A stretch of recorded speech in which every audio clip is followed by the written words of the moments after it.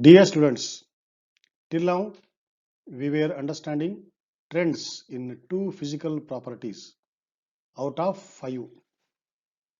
In our very last point of discussion yesterday, we were analyzing why atomic radius decreases when we move from left to right in a period and increases when we move down from top to bottom in a group.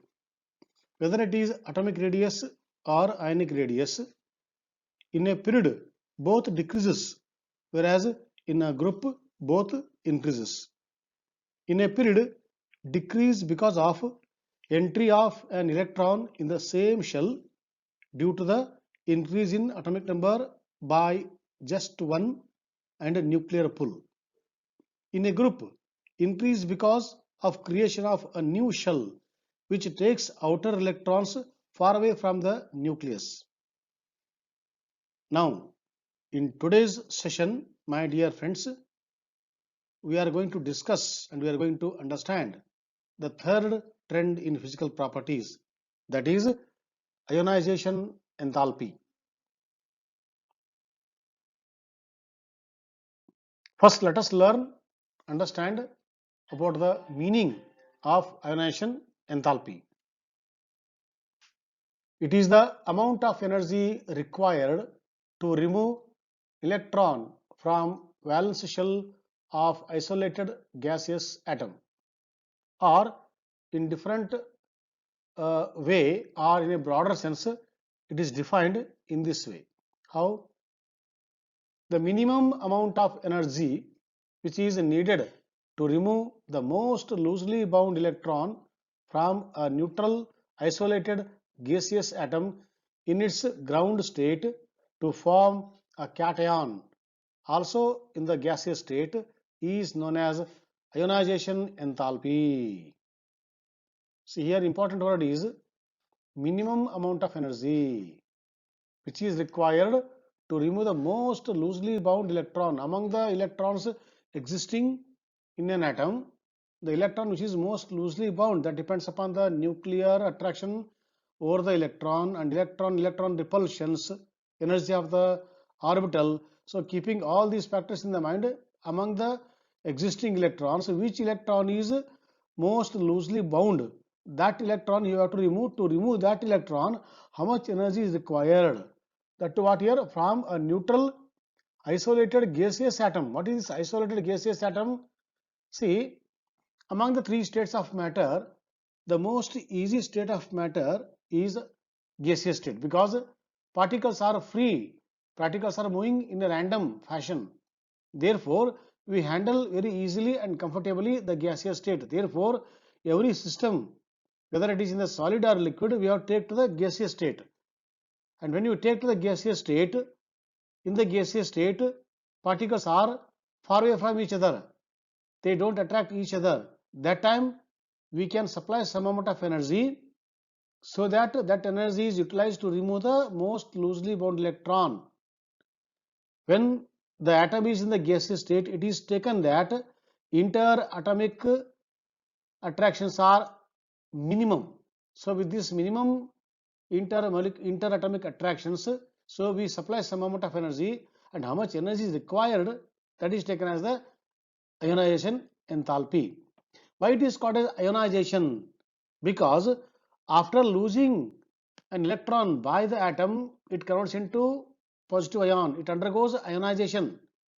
Ion is formed, cation is formed. See here, cation is formed. Therefore, this process is called as ionization enthalpy.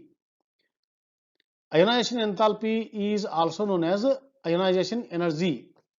It is also known as, in some books, ionization potential.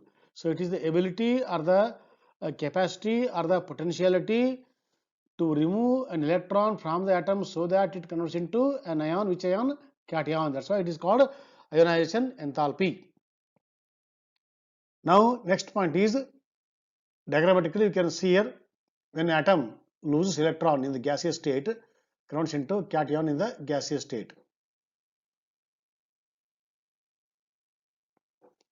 In what unit we measure ionization enthalpy? In kilojoules per mole, because mole is the amount of substance in chemistry we use.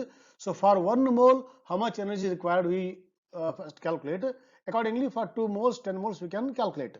So ionization enthalpy is measured in kilojoules per mole. Second important point is energy is always required to remove electrons from an atom, and hence ionization enthalpies are positive. In chemistry, we have made some conventions. When the energy is given out, it is written in the reaction as a negative. When the energy is absorbed, taken by the system, that time it is taken as a positive. So here we are supplying energy to remove the electron. That means energy is absorbed. System is absorbing energy. That's why ionization enthalpies are positive. Here two important words are there. I told ionization enthalpy is also called as ionization energy. Earlier we were calling it as ionization energy, but now we call it as a ionization enthalpy. So both looks the same, enthalpy and energy. A small difference is energy is a measure of something's ability to do work, whereas enthalpy is the amount of energy in a certain amount of substance and is a measure of the ability of a specific amount of some things to do work. I think it is difficult to understand, for this one example. You take 1 liter petrol or 1 kilogram petrol. Okay, let us take that 1 kilogram of petrol gives some amount of energy, X amount. Now, when 1 kilogram of petrol gives X joules of energy, now how much energy is given by the 2 kilogram of petrol? It is 2x. 3 kilogram of petrol, 3x, and so on. So energy x, 3x, and x, 2x, and 3x. Whereas enthalpy of is the same. Why same? Enthalpy is explained on the basis of certain fixed amount of substance for 1 kilogram, for 1 mole. So first you fix the amount of substance. For that, how much energy is given out. So enthalpy is energy for the fixed amount of substance.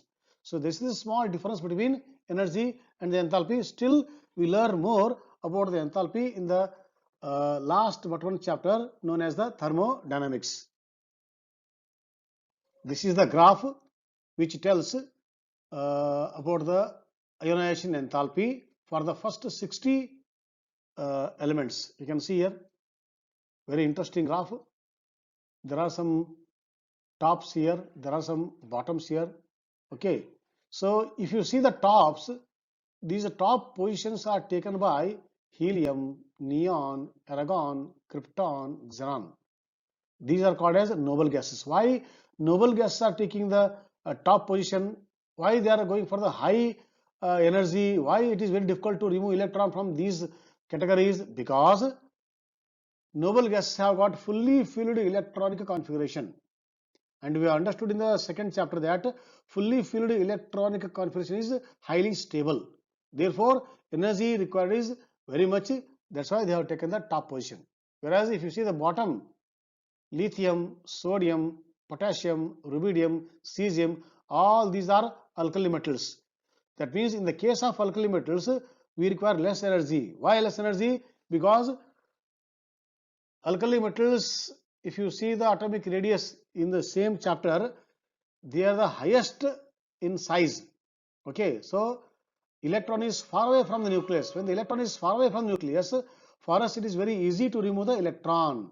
So that's why the bottom positions are taken by the alkali metals and the top positions are taken by the noble gases, which are chemically least reactive.